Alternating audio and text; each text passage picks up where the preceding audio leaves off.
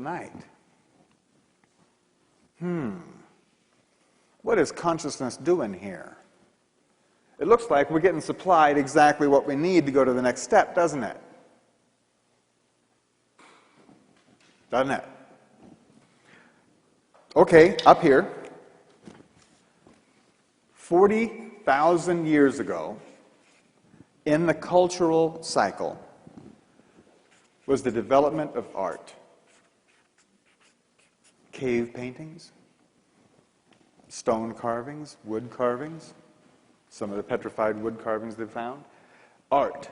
There were tools way back here, but art.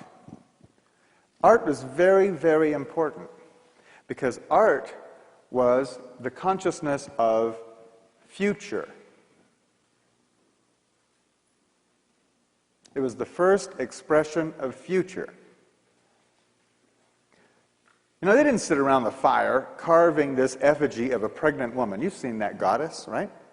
They didn't sit around carving that because somebody had become pregnant. They were doing it so that there would be pregnancies. They didn't stand there and paint on the walls what they had just done with the bison. They were stating that as a prayer. It was magic. It was shamanism. They were predicting their future.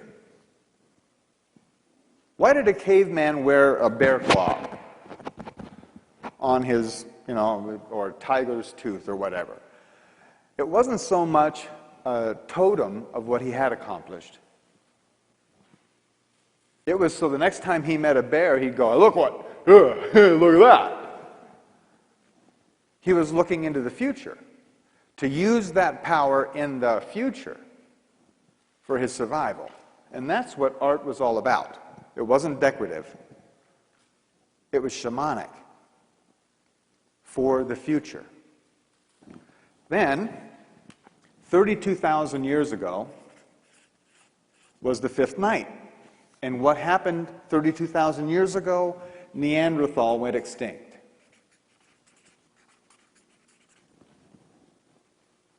Do you know why Neanderthal went extinct? Have you watched that National Geographic special or studied any of it?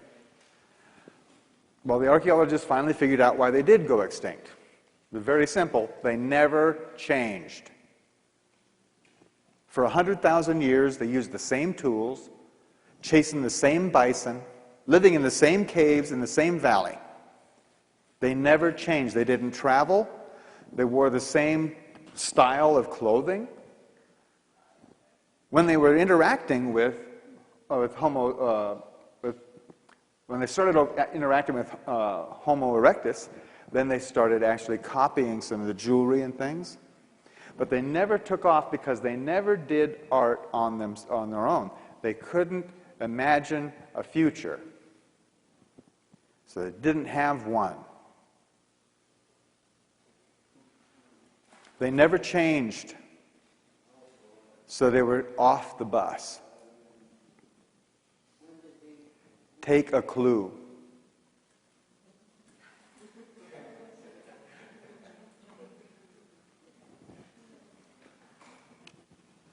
Okay.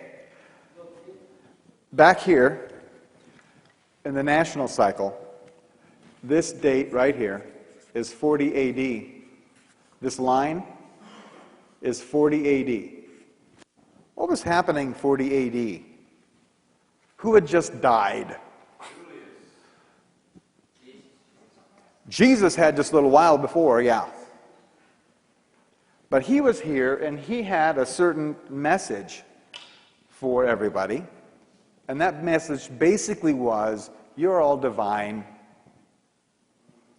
Every single one of you are the sons and daughters of God. And no one has any business getting in between you and him to do your speaking for you. No king, no priest, no governor, no one has any space between you and God. That was his basic message. And that message, remember these These is 397 years, almost 400 years. Here we go. We'll draw it like that. During this period of time,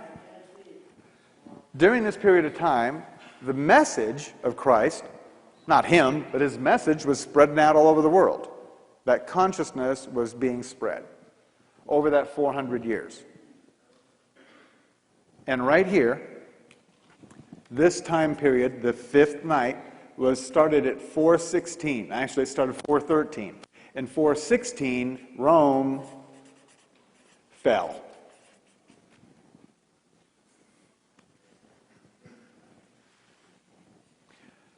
The most powerful nation on earth, the empire of Rome, fell.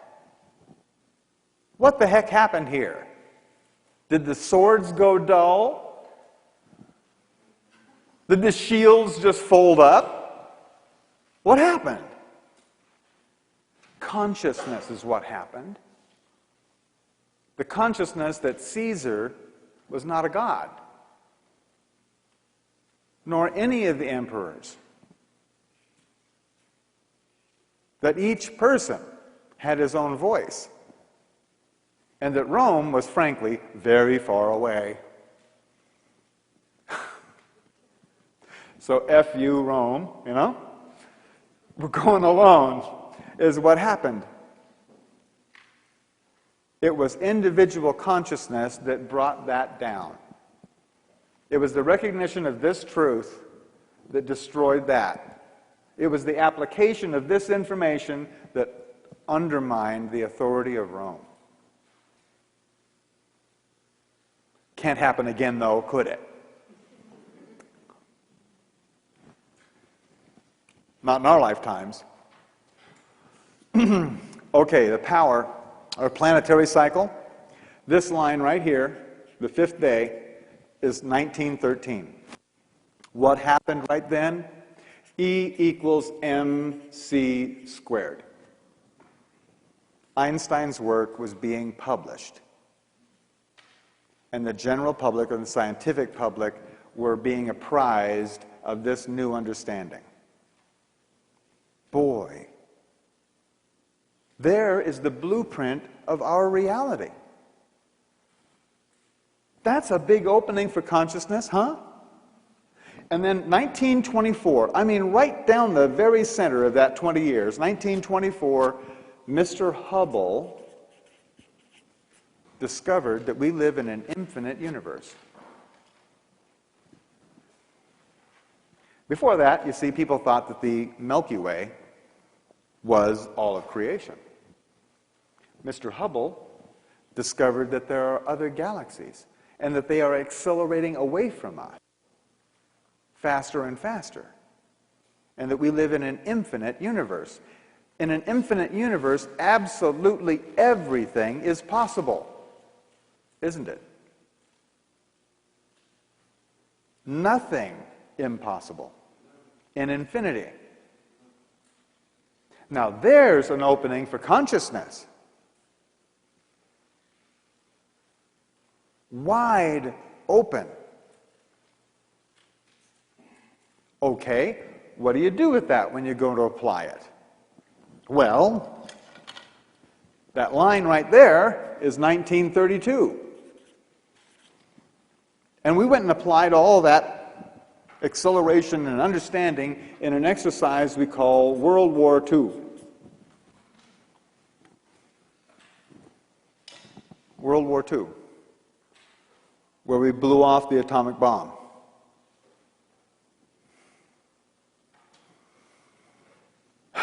And brought upon ourselves the weight of the responsibility that we could be the last.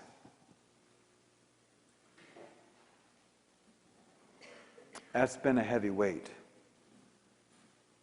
That's been part of your consciousness since you grew up. It's been a heavy weight. But I do want to point out something very important. As bad as all that waste and horror of World War II, It sure as hell wasn't 250 million years of meteor bombardment, was it? As a matter of fact, in World War II, 97% of all life did not go extinct, did it?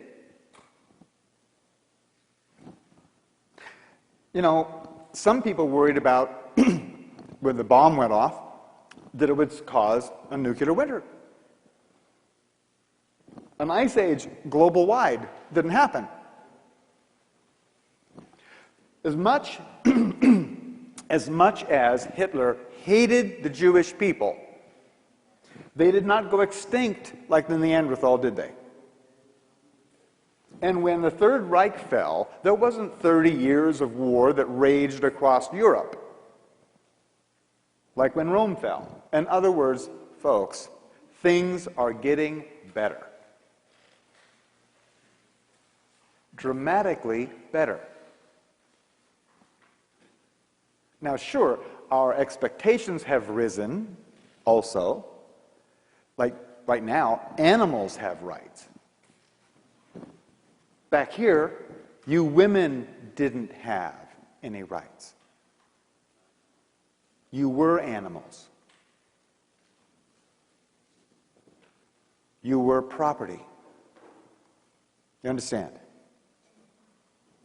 Things are getting better, dramatically better.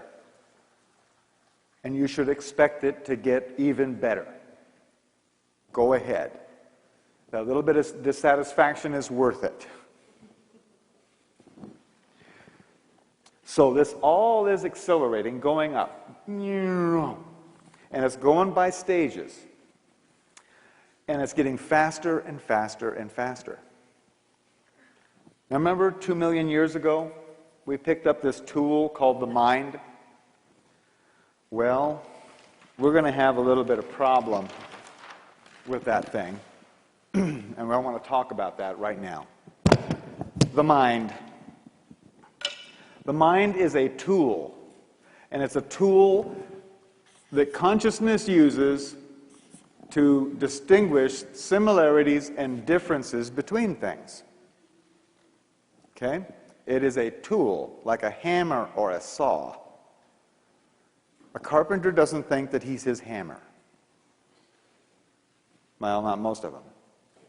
I know some guys that think they're their car, but that's not true. Some people think that they are their mind. Get over that right away. You are not your mind or any of your thoughts. If you do hold to that, you're going to be in big trouble, and I'm going to show you. See, the mind, you don't hear about this in school either. You especially don't hear about this kind of information. I took psychology classes, and no one in college ever talked to me about the flicker frequency. You ever heard of it? Flicker frequency? The reason you haven't heard of it is because this flicker frequency is very, very important in subliminal advertising, which of course you would never have experienced yourself.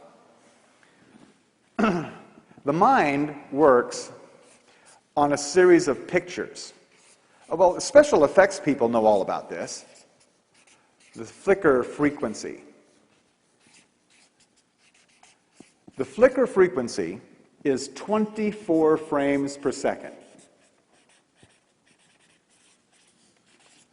That's how fast your mind works. Your mind has a speed limit. Your mind can only think 24 thoughts in 1 second. It can only make this action 24 times per second. So it goes like a flip card strip. Here's a ball, and the ball's coming, and it's coming, and it's coming, and it bounces here, boom, and it looks like this. And then here it comes again, and it's going to bounce again. Right? That's how the mind actually works. Has anybody here been in an accident? Well, I don't want to bring up bad times, but something that was really dangerous. I mean, you could have died, and Did you see time slow down when you were in that accident? Yeah? Okay. Anybody see it go to stop motion? That was serious. What you just witnessed, and for those, maybe some of you kind of have that, and maybe not. I'm telling you, and you guys, I'll bet you will confirm it, these were peak experiences in your life. You still clearly remember exactly what happened, don't you?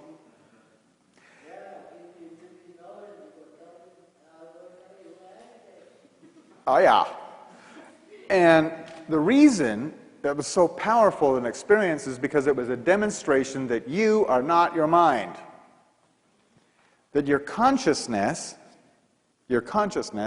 is not limited to how fast this thing works. Very powerful information. This flicker frequency, 24 frames per second, is as fast as your mind can work. The mind is a tool supposed to do a job of seeing the similarities and differences so that you can make decisions concerning your survival. Now, when the mind, which is a self-preservating mechanism, when the mind understands that it can't do its job or it's not adequately able to make good decisions about your future, it's got a built-in, evolved-in safety override. A safety override system. And it goes in stages. The first stage of that safety override is called stress. When your mind is not sure of what's coming, it sends your body a signal. This is your walk-away response. You're supposed to get up and walk away. Animals have this down really good. A dog will smell something weird and just get up and leave. Us, on the other hand, we have had parents and teachers and now employers who would not have us just get up and walk away, right? So, we have adapted to stress. As a matter of fact, stress is a character evaluation on you. How much stress can you handle? That's right. Because if you could handle more stress, you'd go further up the corporate ladder. That's really what the glass ceiling is on each person, is how much stress can you handle? I was just going to say that most disability companies no longer have stress as a reason for being away from work. You cannot get that coverage anymore. Right. As of 2 years ago. Meanwhile, doctors, the AMA proclaims that 80% of everything that goes wrong with your body begins with stress. Stress is such an epidemic proportion that all the benefits that used to be afforded to workers for stress have been cut off. Everybody's got stress. It's a pandemic.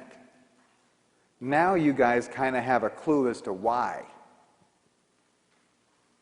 You know, if you make a telephone call, you're hooked up to computers that are making something like 4 to 5 billion decisions per second. Your mind is doing 24.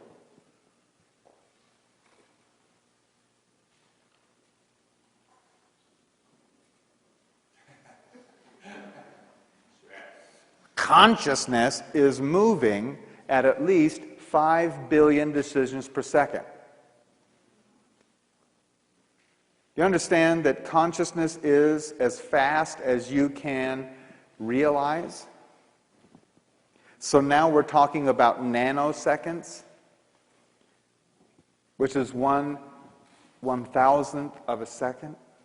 I mean, 100,000th of a second. Wow. Consciousness has just sped away from your mind.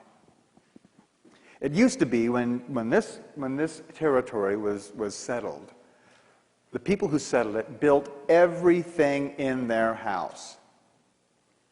From the foundation to the floor, to the windows, to the bunk bed, to the chairs, the tables, everything they built with their own hands, didn't they? Except maybe the pump and the skillet. Everything else, they built it. They had a certain amount of knowing about all of that. They knew about how to do it. Go ahead, go home and build a light bulb. That kind of thing is a source for stress.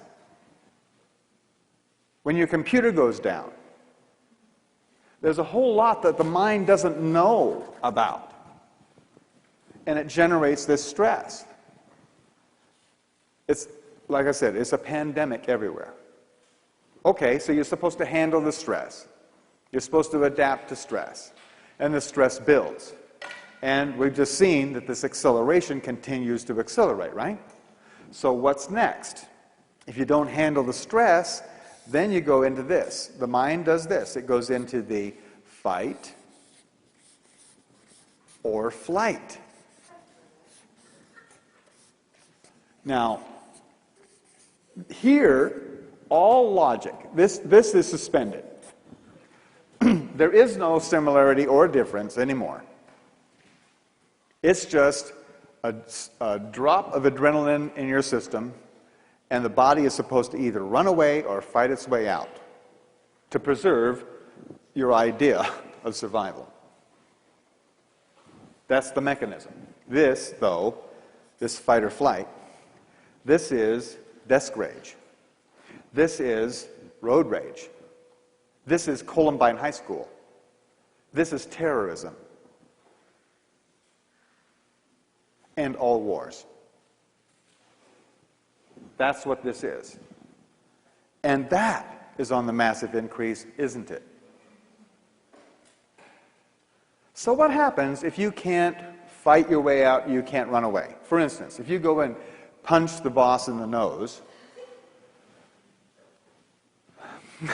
or your teacher, then you're going to end up in jail or at least out of a job. Right? So if you can't fight your way out, you can't run away, what's left? This. Oh, I want bigger. There's one last-ditch effort on the part of the mind to survive this.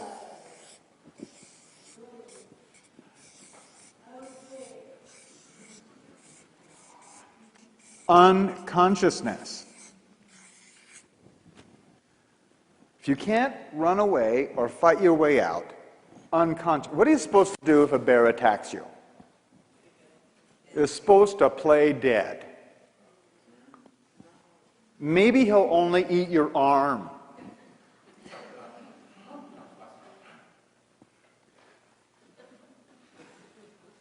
You've seen other animals use that technique, haven't you? Just, they get caught and they just turn over on their back, put their belly up in the air and their legs, and they play dead. It is a survival tactic. It just also happens to be the mother of all addictions and the father of all suicides. Basically, this is a denial of experience. And the southern belle don't faint dead away. Thump. What happened here? No one clubbed this woman in the head. She just decided to deny the experience. Didn't she? All addictions are a person's chosen method to remain unconscious. And it doesn't matter if it's alcohol, or if it's drugs, or if it's work, or gambling, or shopping, or sitcoms. All addictions are a chosen method to stay unconscious. And how many people do you know yourself excluded,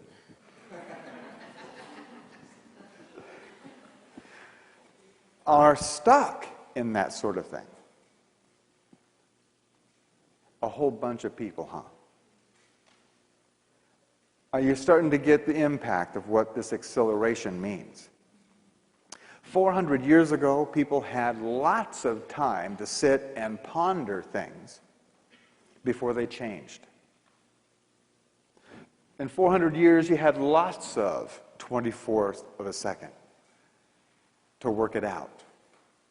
But now, it's not that way, and it's going to get faster and faster on everybody you know, including yourself. This is a serious situation. This is why the world looks like it's going to pieces. Because it is. The mind was not built for speed. It was evolved when things were going a lot slower. You know, trying to keep your mind up to speed is sort of like taking your donkey for a run behind the family station wagon at 75 miles an hour. It's just not pretty. But that's what's happening to everyone. And it's going to get even more dramatic in the future. Okay? So, we're going to replace a tape.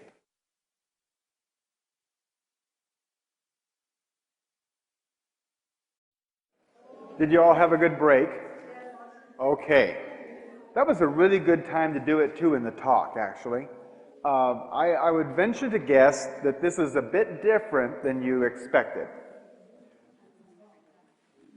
Then we're going to talk about the Mayan calendar, and it's a bit. We're not talking about Indians in the pyramids. You know, we're talking about what is going on in our lives today and what's going to happen tomorrow. And we're going to go into, from this point on, how to resolve the situation that we've discovered. Okay? And how you can take this out to your friends and neighbors and help them to resolve it too. Because you want to have some company, don't you?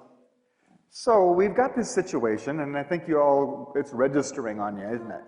So now, it's pretty evident that we are all going to be going completely out of our minds.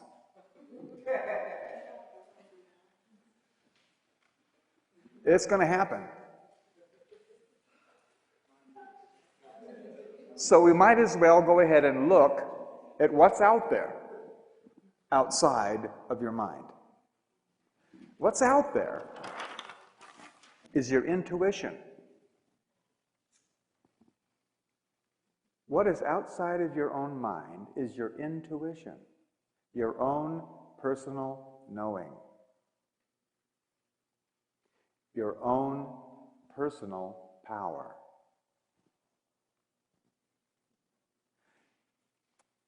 Intuition. This intuition, your own knowing, without having to rely on any outside information or evidence whatsoever, was made a death sentence by the Catholics during the Inquisition. They murdered over 4 million women for having intuition. Yes? Just for the record, I'd like to say that there was a news story came over the media within, I think, about the last week, where the Pope was asking for forgiveness what the Catholic Church had done during the Inquisition. Well, should we go ahead and forgive him? I think so. I don't even know where all the bodies are buried. Where the what? The bodies are buried. Oh, they're gone. Those 4 million women, anybody who professed to know something without first producing the actual physical evidence on how they came to know it, was declared a witch. And they were burned and dragged and stabbed and they were persecuted. And as a result, intuition went out of style. We just put it on the shelf. The Catholics knew what they were doing, because this is your personal power. It's your own power.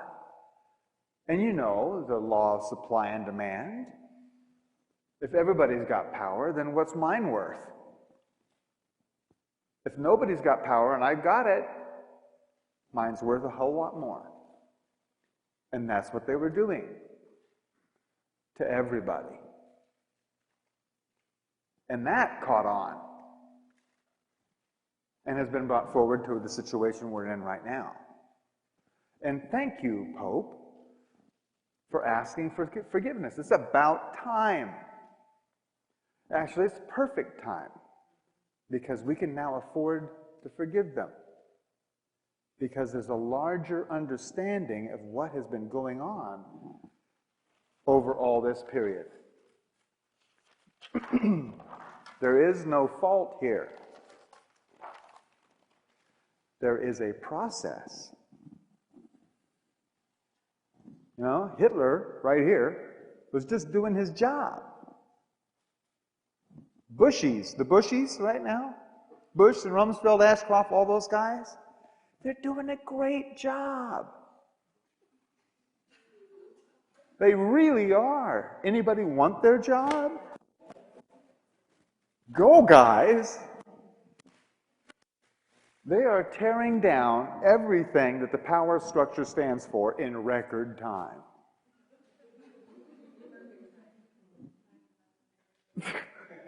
Go, guys!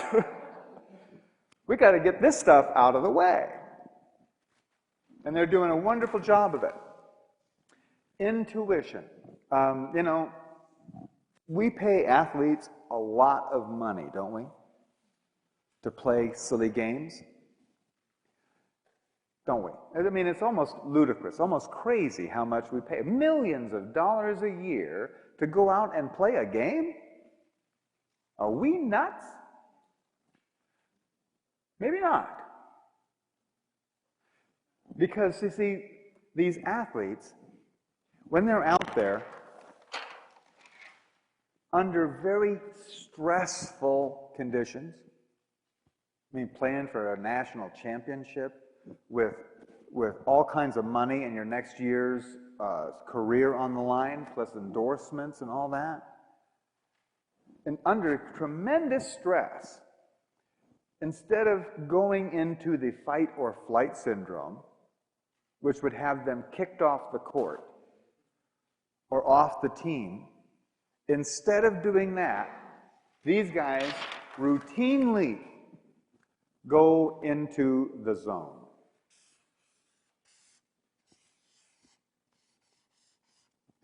And they make the spectacular play.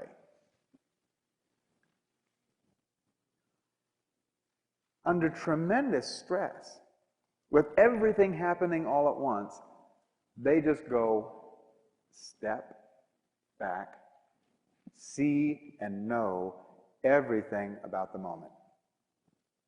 Have you read any of those interviews with the quarterbacks or the hockey players who see the play in slow motion? Have you heard about that? That's how they stay in the game. By being in the zone. Riding their intuition. There is no time to think about it. If you think about it, you've lost. When a quarterback starts thinking about the game, he's second string, third string, and out there making commercials. Being in the zone, being in their intuition, is why we pay them the money. Because they're doing something that we know is vitally important, something that we admire. We admire it That's why we pay for it. Those clothes that you're wearing, I'll bet at some time or another, you bought them. And the reason that you paid anything for it is because you admired that apparel. And the more you admire something, the more it's worth to you and the more you'll pay. And that's really the basis of all exchange, is how much it is admired. You can even admire how much you hate something, or how much distaste you have for it, or how ugly something is. You can admire how ugly something is, can't you? God, that's ugly. It's an amount of admiration. In fact, it's what beings exchange. Beings exchange admiration rather than money or thoughts or communication. They really exchange admiration between one another. You want to know where economy is moving to? It's moving away from money, isn't it? And it's moving into the exchange of admiration rather than physical goods. But this intuition, being in the zone, is very, very important. And since we're all going to be going out of our minds, oh, you'll still have one. You know, it's sort of like you still have, we still have bodies, you know, we're using those as a vehicle, you know. You'll still have a mind, and you can still add 2 and 2 and that kind of thing. But when it comes down to dealing with changes and the amount of rapid change that's coming, this is the only thing that will work. You will not have time to think it through. You will only have time to take the action. And when you're thinking, when you're using the mind, what's also in there is all the fears, doubts, worry, okay? Big clue. How do you know it's your intuition and not your mind? Your intuition is always, no matter what the circumstance, and you guys that were in the accidents, remember?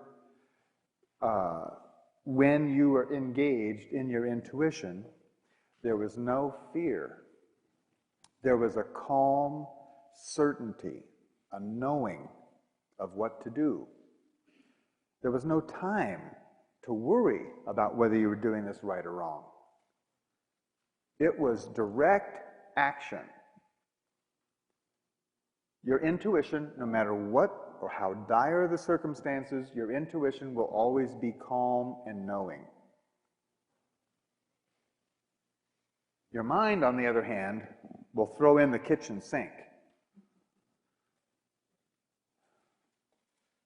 I've talked to some people who shared experiences with these accidents and whatnot. They made it through the experience, and other passengers in the car or companions didn't survive the situation.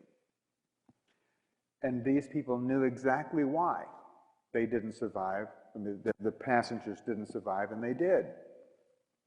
It was because they personally stayed right there in the moment, while the passenger was going, "Oh, no, I'm denying this is happening at all." They were in their mind. The survivor was in their intuition. That's how important this is.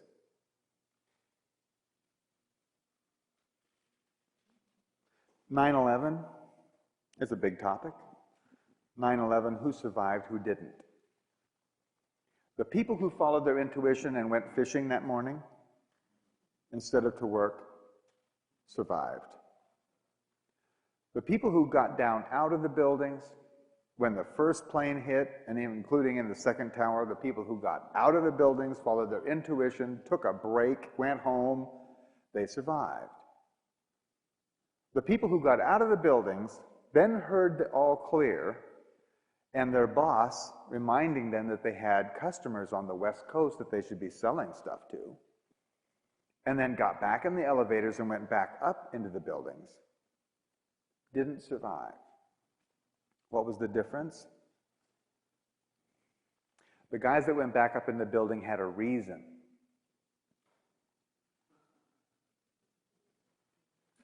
They had reasons for going back in the building. I got to make my mortgage payment. You know, the kids got to go to summer school. They had reasons. I would get fired if I didn't go back. They had reasons, and they were in their mind rather than following their intuition. Just some examples. But this is going to become more and more critical as we go forward from here. More and more critical.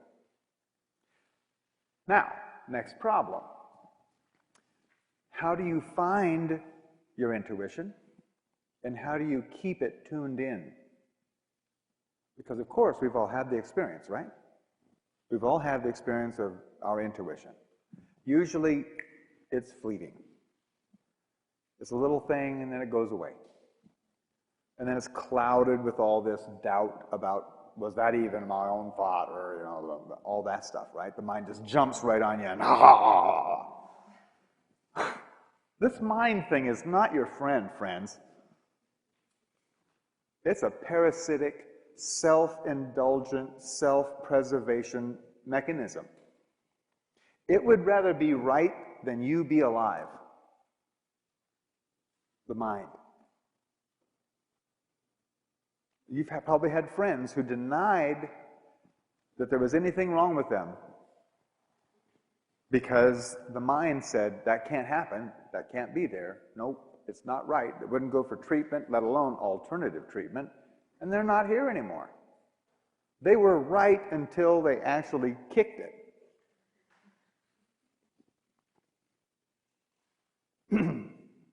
This is not a fairy tale. I mean, the mind would rather be right than in a lot of people than be alive. So, getting a good grip on this thing is really important.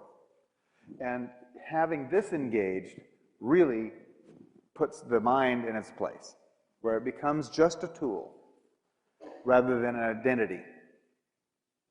So, how do you do that? Well, intuition is your own personal knowing, right?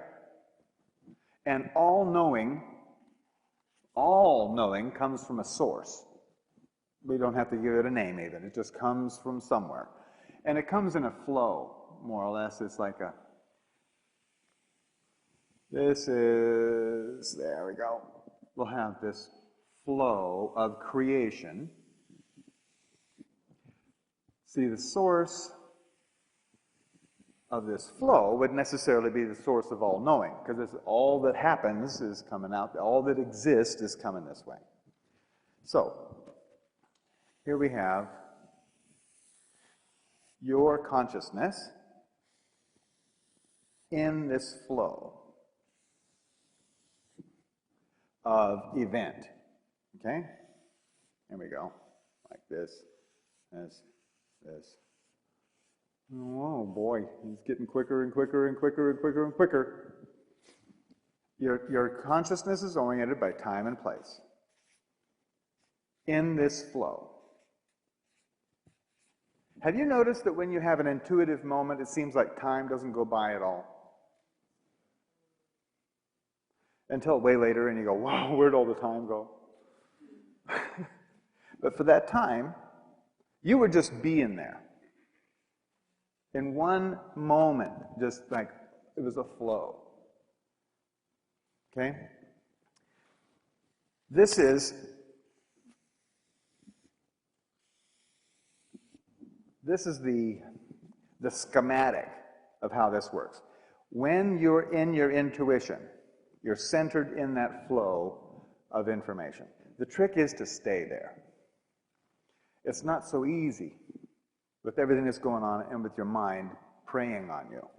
But the Maya had two things on their side. One, things were going slower, but they had a couple of other orientations. We are oriented, our consciousness and our society is oriented by time and place. Time and place, time and place. Physical, physical, physical, physical. The Maya had some more help. They had this orientation right here, which is called personal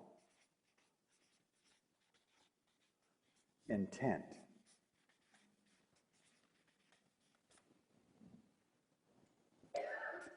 One through 13. Have you ever been someplace you didn't really intend to be? Like at school, or at work, or the middle of an argument?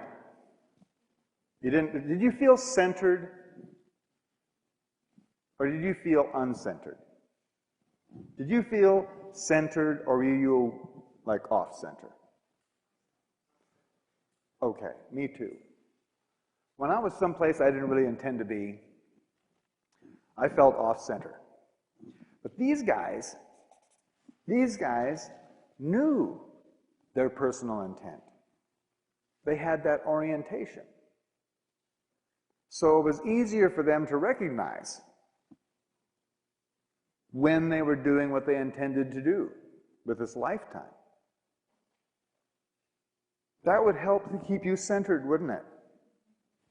If you felt like, right away, if you felt like that wasn't happening, you'd get back onto what you were supposed to do.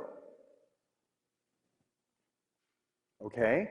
They also had this orientation, this major orientation right here, called the divine plan.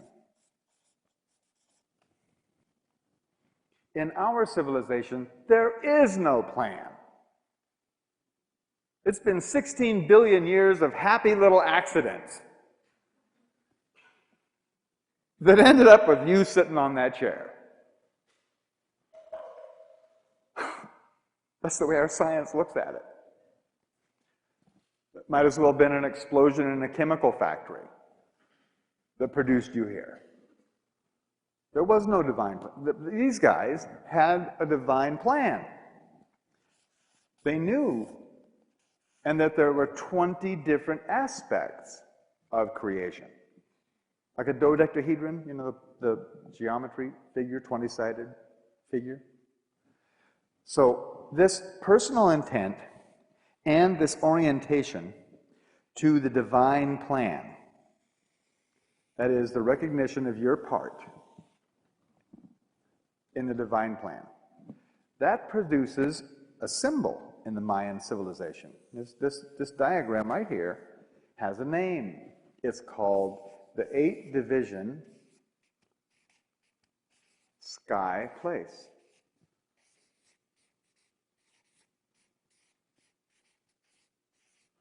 And that symbol stands for heaven. You've been there. There are moments in your life when you were oriented by time and place. You knew you were doing what you desired or wanted to do, and you knew you were a part of something much larger than yourself. Felt cool, didn't it? Heavenly, huh?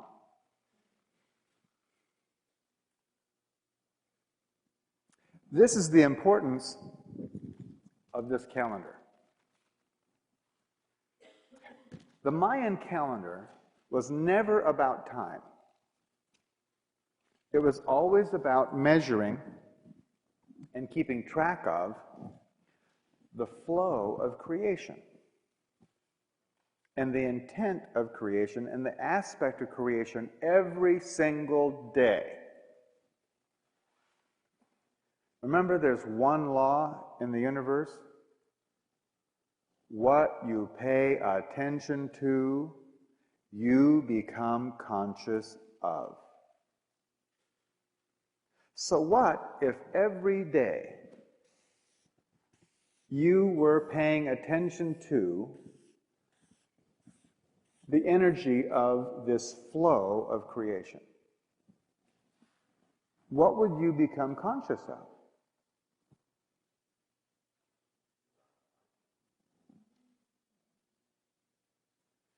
So, would it be easier to have your consciousness attuned to your intuition? Easier isn't all that good a word. It's automatic. Without any effort, without any thinking about it at all. And I mean no meditating, I mean no, just forget it. You look in the morning to see what the intent of creation is for that day. Then you go and you live your life. The Maya woke up every morning and celebrated the day for the purpose it served onto creation, and then went and lived their lives. Every day. You know what the word entrainment is? Entrainment is the automatic syncopation of life forms or even mechanical objects. Science doesn't have a real good explanation on why it happens, but they sure know it happens. One example is a baby and a mother, when they're nursing, the mother and the baby's heart go into rhythm. They beat at the same time. That's called entrainment. It's a natural matching up. It works for objects too. If you take cuckoo clocks in a clock shop, for instance, and you get them all ticking at different times, within a week or so, they'll all be ticking and talking at exactly the same time. It's called entrainment. And what this is a tool to entrain your consciousness to the flow of creation. 13 and 20. 13 and 20. And it goes 1 through 13, and it goes through these different aspects of creation, all 20 of them, and then starts again. So it's a weave of those two numbers. And you can go way into thinking about it, and it will do you no good whatsoever. It's only what you don't think about it, but end up just knowing from inside, that does you any benefit. I know that sounds completely backwards from everything you were taught in school, but, well, we're not in school, are we? A side note, I mean, part of this is that consciousness, we've been talking about consciousness as the awareness of being aware, and we've been talking about the mind as a tool that consciousness uses to see the similarities and differences between things, right? Consciousness, overall, it has a job to do. Consciousness divides creation. It divides it. Have you ever noticed that when you are really conscious, you can see the veins in the leaf? Or you can see the different colors on a butterfly's wings? Or you can count the stars? But when you're upset, and maybe not so conscious, everything looks kind of the same. Have you ever noticed that? The more conscious you are, the more divisions there are in your experience. And the less conscious you are, the more prejudiced you are. Have you noticed that? Where everything and all the experiences or all the people look the same. The job of consciousness is to notice the differences. That's how you count your blessings. That's how you appreciate the experience. Is by looking and picking out the differences. So consciousness divides. And the Mayan calendar says that it divides by 13.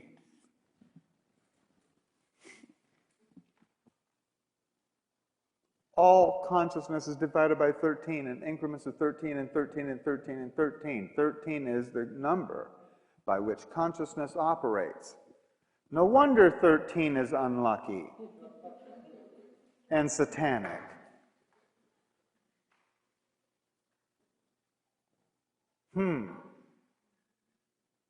Well, creation has a job too. Creation, I mean all of creation, multiplies.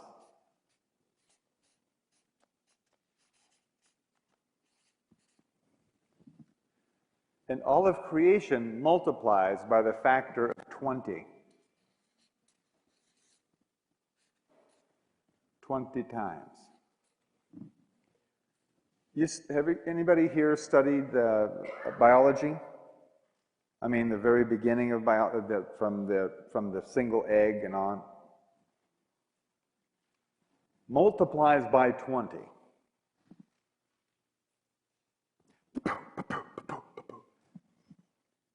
That's how you got so big.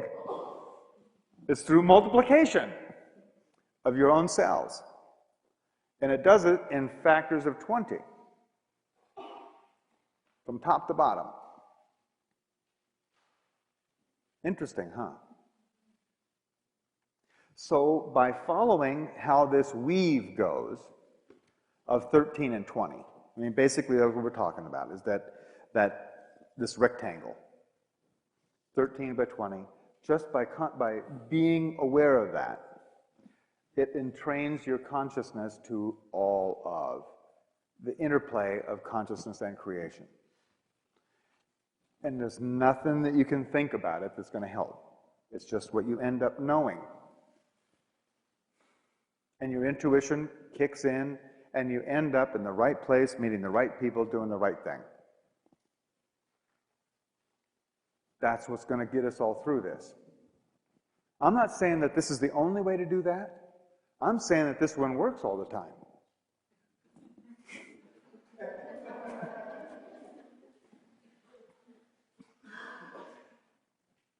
And that's why this is important.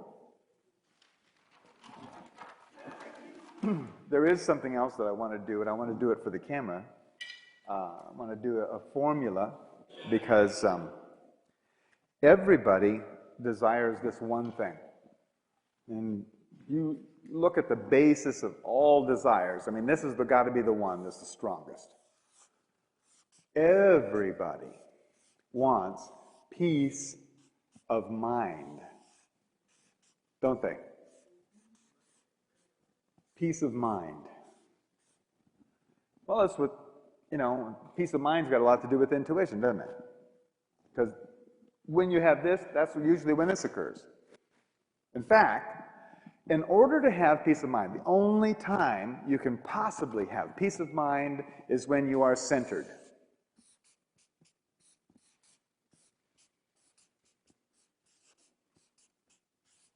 Isn't that true?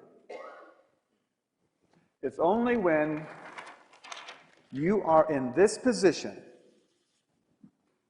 that you can have peace of mind. Okay? How do you get centered? There's only really one time that you can be centered. That's when you're certain. When you are certain, then you're centered.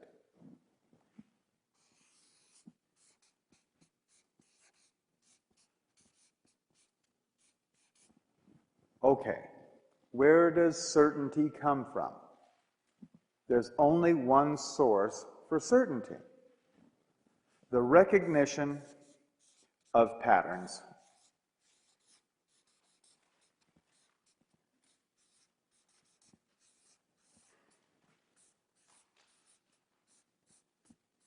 The recognition of patterns.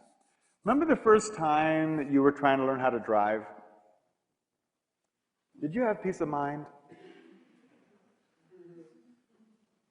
Were you centered? Were you certain? You didn't recognize the patterns yet, did you? Where does the key go? Which way do you turn it? Which is the gas? Which is the brake? Which is the clutch? Which way do I move this lever? What is this guy doing stopping right in front of me? All of those are patterns. Anybody taking dance lessons? Two-step, I did. Square dance, tango. The more you recognize the patterns, the more certain you get, the more centered you are on the dance floor. To where you have peace of mind dancing in front of your friends. Hundreds of people. It's what you've been doing your whole lives. In every case. To learn something, you're going to recognize the patterns, to become certain, become centered, and have peace of mind about that subject. Now we have the pattern that we can prove, so you can be certain. Of course, it takes your own. I got mine. I would, for the last 4 years, studied in depth all of this stuff. I have my own certainty about this pattern, centering and peace of mind about it. But it's now available.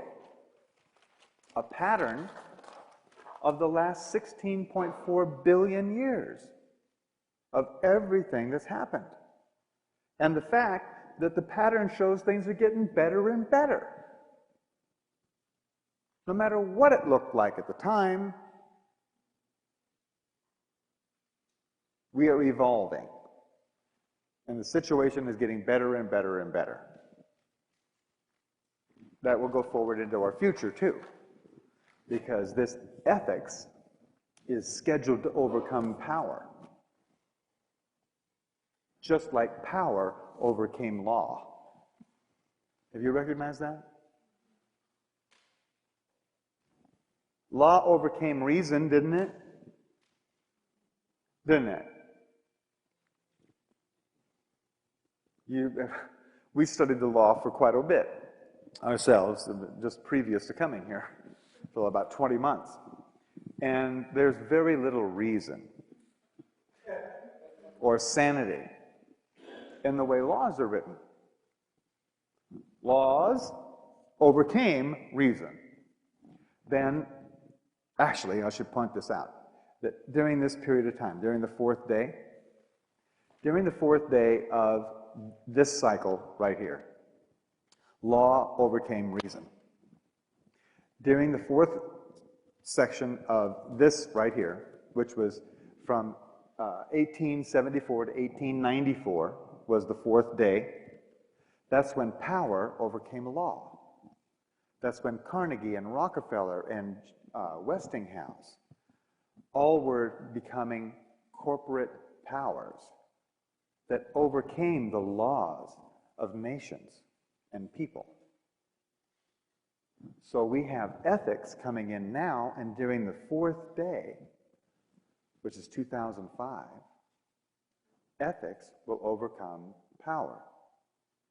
We're just watching the throes of a dying animal right now. It's going to look bad, but there's lots of goodness past it.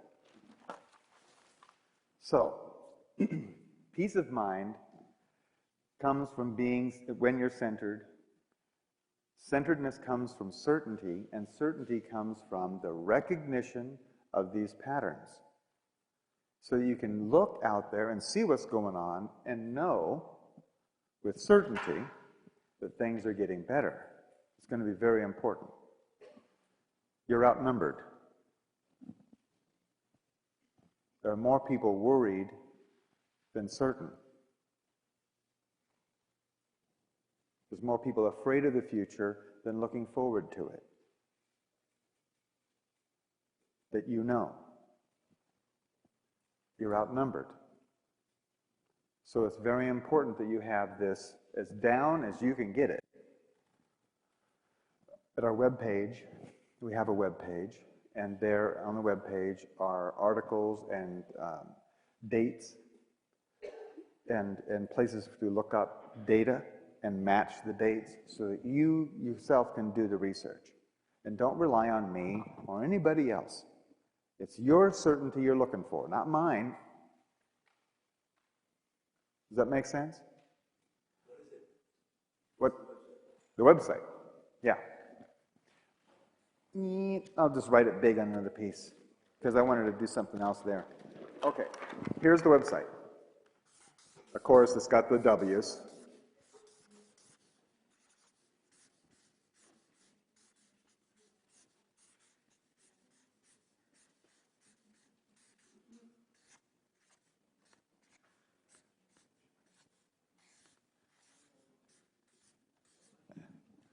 I'm glad I had lots of room to write, you know? It's Mayan, that's M-A-Y-A-N, and then Magix is spelled M-A-J-I-X.com. And you go to the learning lab.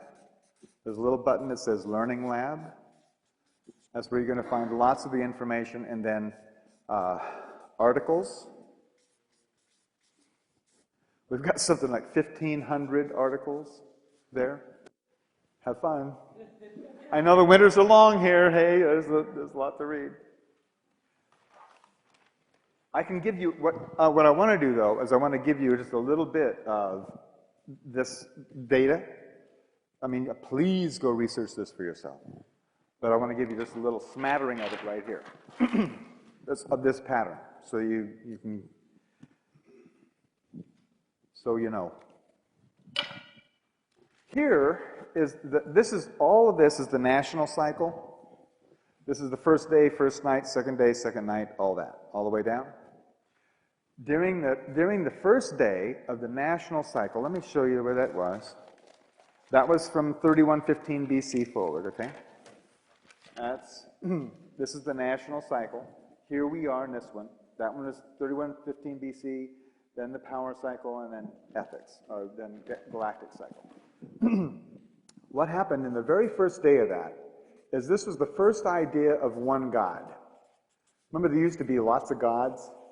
I mean, all the reasons, you know, there was a rock god, there was a tree god, there was a sky god, there was a... well, right here was the first idea that there was just one God in charge of everything, or created everything. During the first night, which is the application of that, Abraham moved to Canaan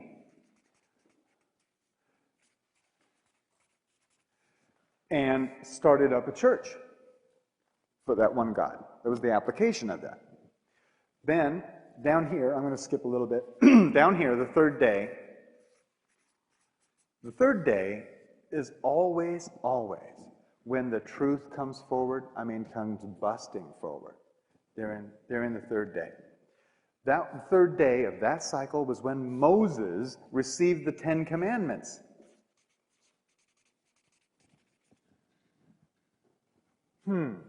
Has that got anything to do with law? Boy, it was laying it down. During that third day, boom, the law was laid down, and that's what the national cycle was all about. Then, during the third night, Islam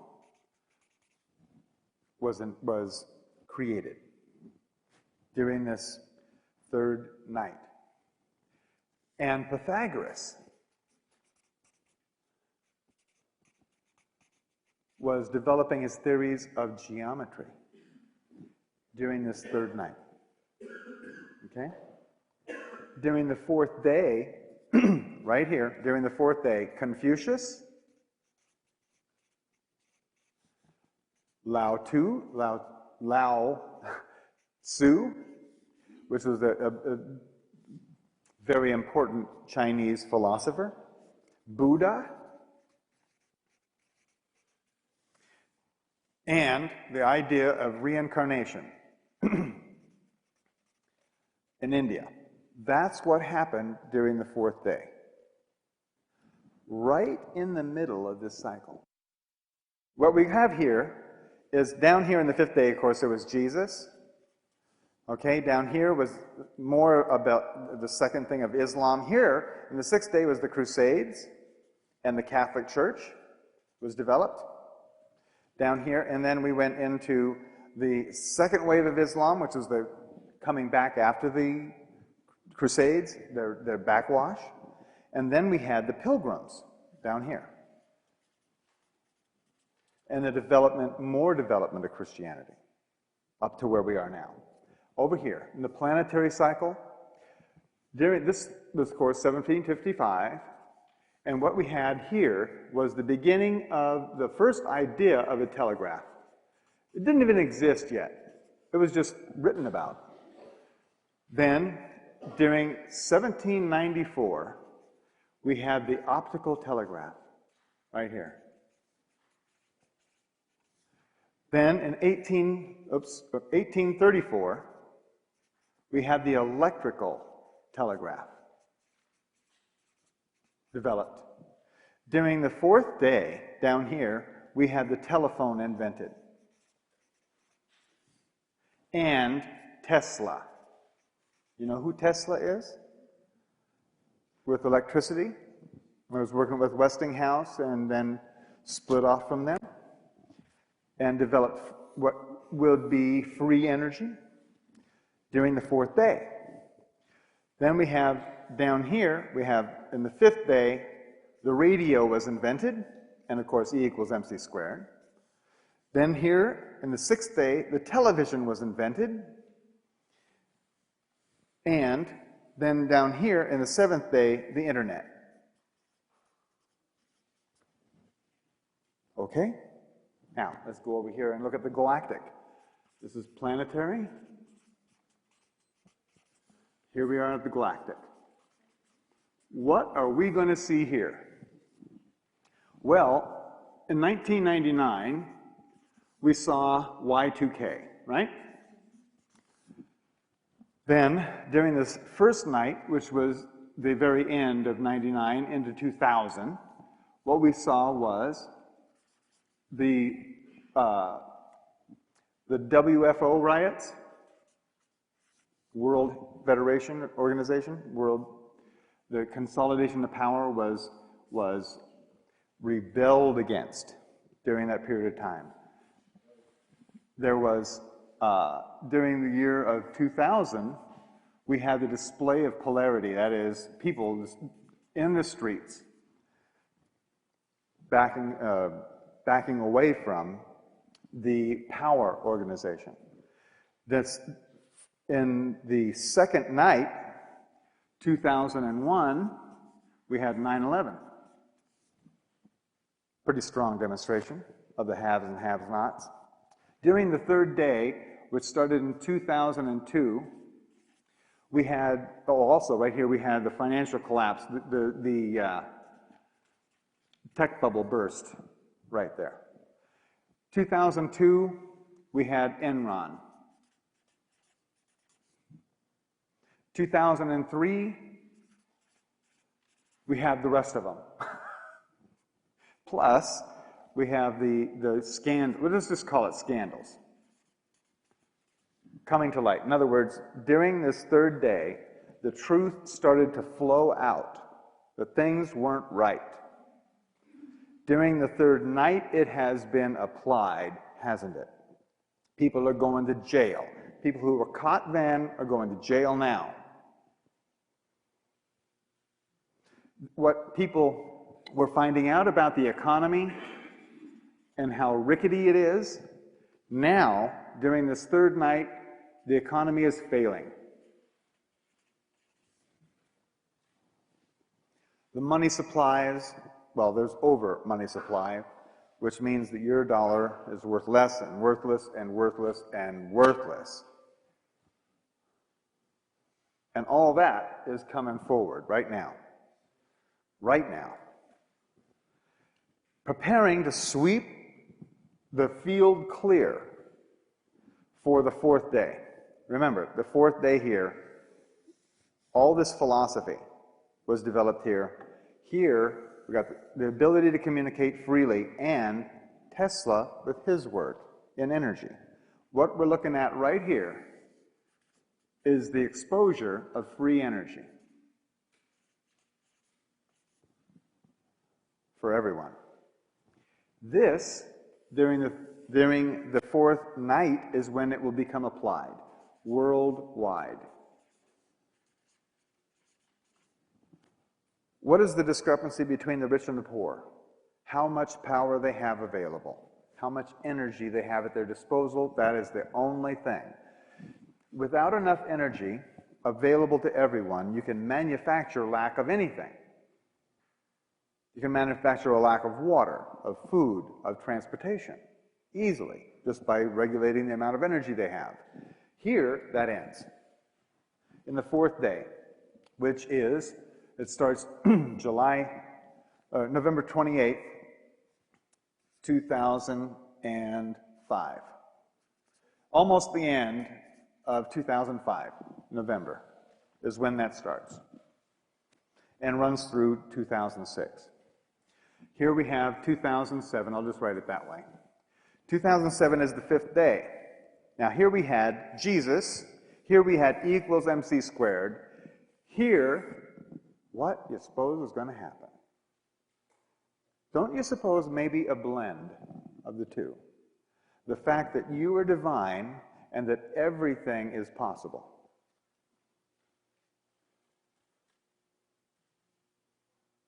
I mean, here is where we're liable to meet the neighbors. Extra terrestrials. Right there. 2007.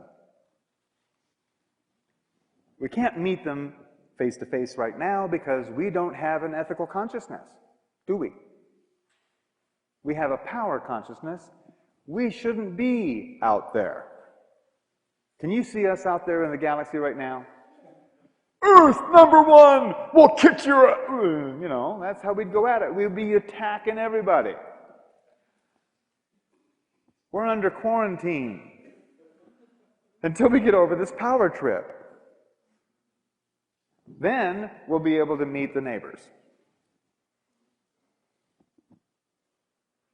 And during this time, right here, by 2008, there will be the end of manufactured lack.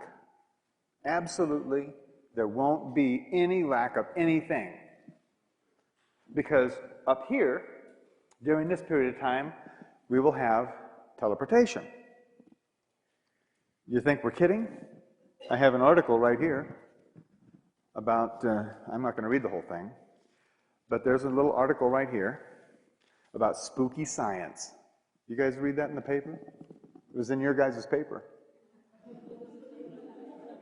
Spooky science offers promising step toward ultra-fast computers, but what they're talking about here is the ability to record the molecular data of an object or thing, or you, and then send that data instantly to another place and have it remanufactured at the other end. Beam me up, exactly. And they're moving right toward it. It's constant acceleration. So by this time, by 2007, we'll have teleportation, at least for objects. Of course, that'll put everybody out of a job.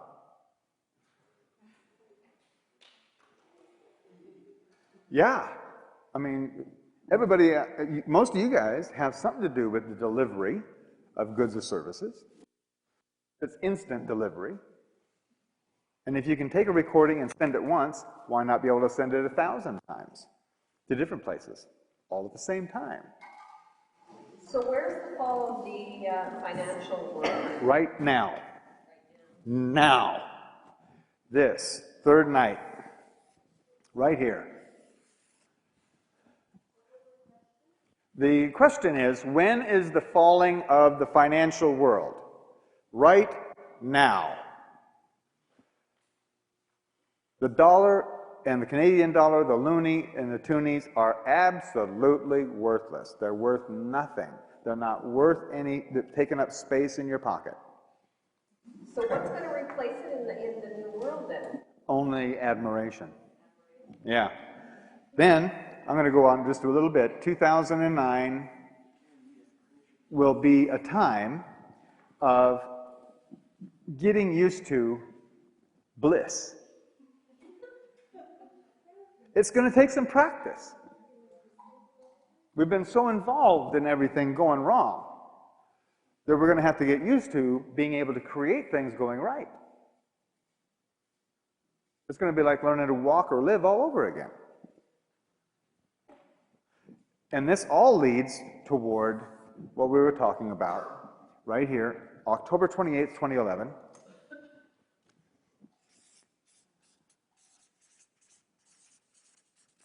October 28th, 2011, the end of the Mayan calendar, when we are consciously co-creating our experience.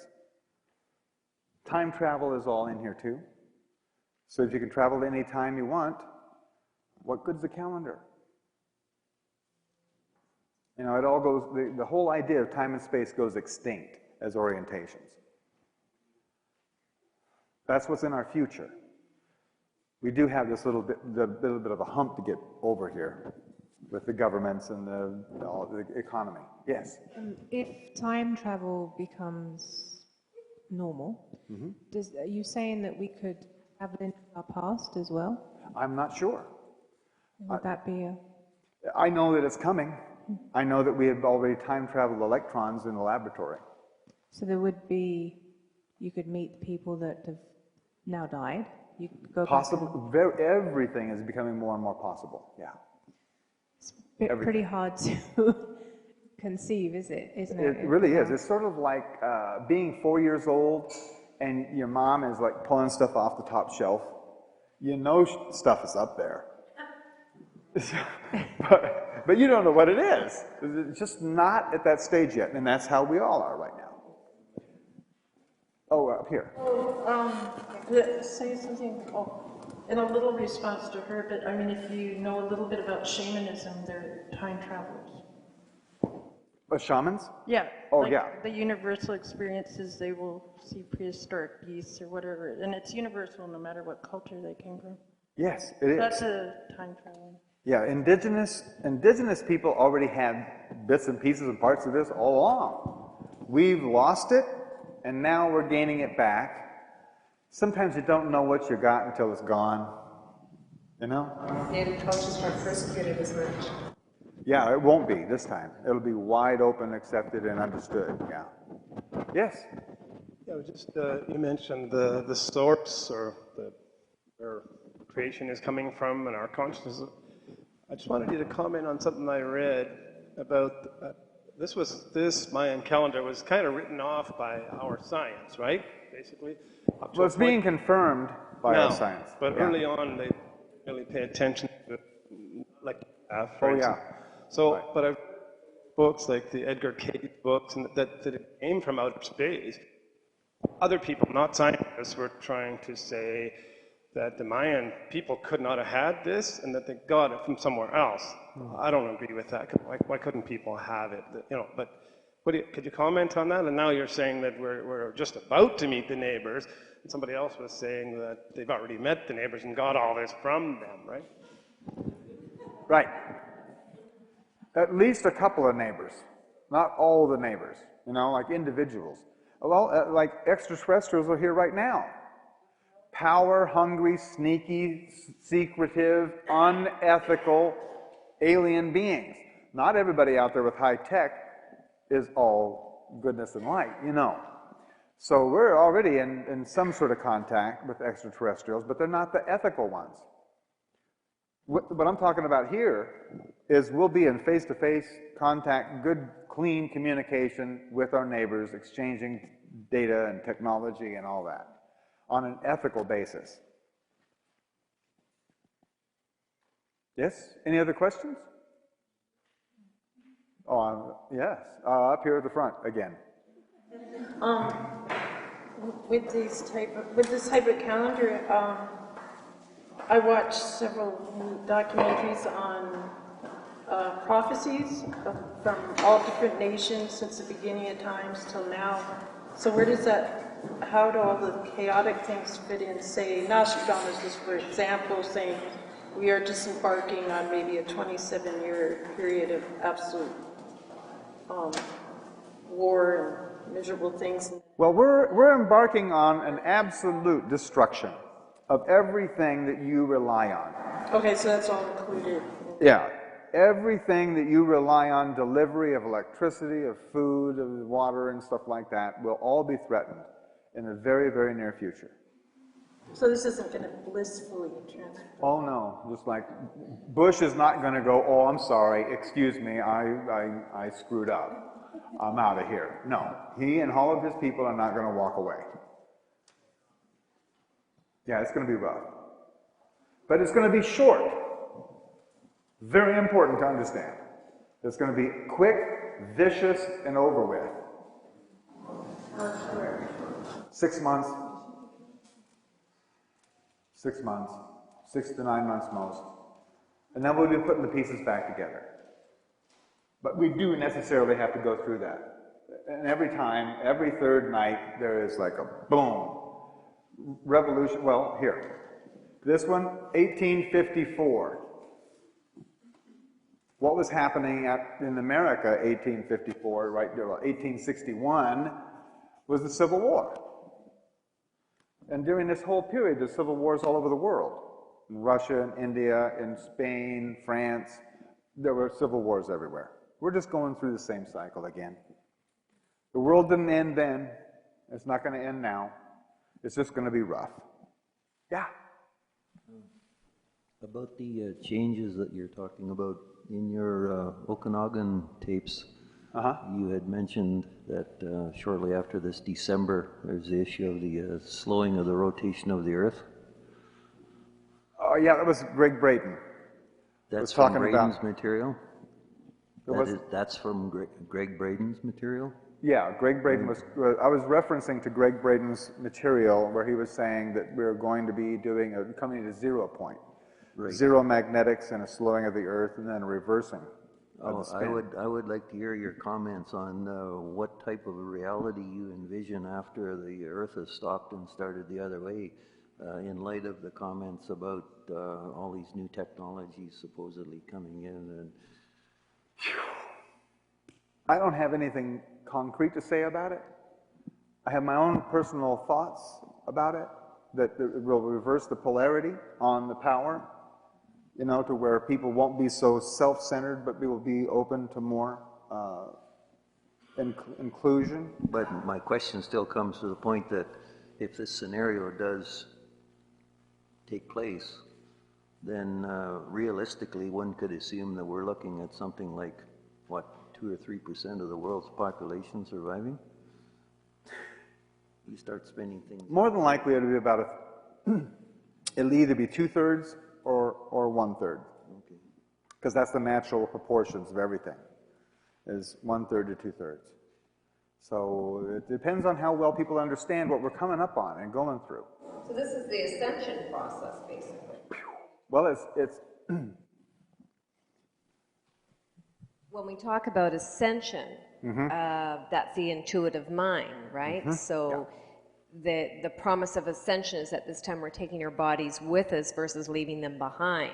Our consciousness will teleport us, in other words. Oh, yeah. When the time is right. Actually, right now it's happening. It's a process. Yeah. It's like a tree grows up and then bears fruit, but it's been growing the whole time. You see, we're growing very rapidly right now. Do you think it's a possibility that those that aren't ready would be teleported to another place, or is Earth going to stay Earth?